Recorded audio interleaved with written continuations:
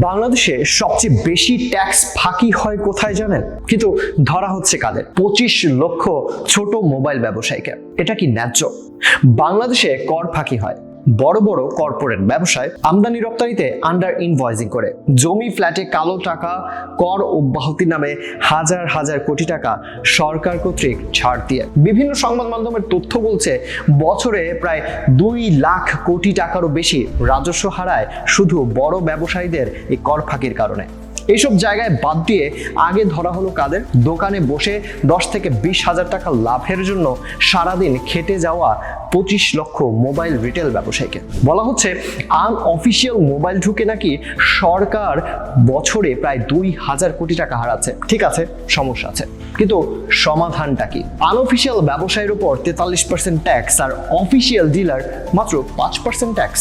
একই ফোন, একই ব্যবসা, কিন্তু ট্যাক্স 2 রকম কেন? পুরো দেশে অফিসিয়াল ডিলার মাত্র 9 জন, আর চাপ দেওয়া হচ্ছে 25 লক্ষ মানুষের উপর। এটাকে কি বৈষম্য বলা যাবে না? অফিসিয়ালের নামে অ্যাসেম্বল করা ফোন বাইরে থেকে দেখা যায় 3টা ক্যামেরা, আর খুললে দেখা যায় একটা। এটাকে কি কাস্টমারের সাথে প্রতারণা বলে না? যেই ফোনের দাম ছিল 1,10,000 টাকা এই কিছুদিন আগেও, আজ সেটা 2,26,000 টাকা 43% ট্যাক্স দিয়ে, কিন্তু স্পেসিফিকেশন আগের মতোই। তাহলে প্রশ্ন, শুধু ধনীরাই কি ভালো ফোন ব্যবহার করবে? মধ্যবিত্ত, নিম্নবিত্ত মানুষের কি কোনো শখ নেই? ভালো ক্যামেরা, ভালো ফোন ব্যবহার করা কি অপরাধ? ভাবুন তো, যদি 25 লক্ষ মানুষ ব্যবসা বন্ধ করে দেয়, তাহলে তাদের পরিবার সহ প্রায় 1 কোটিরও বেশি মানুষ ক্ষতিগ্রস্ত হবে। বেকারত্ব বাড়বে।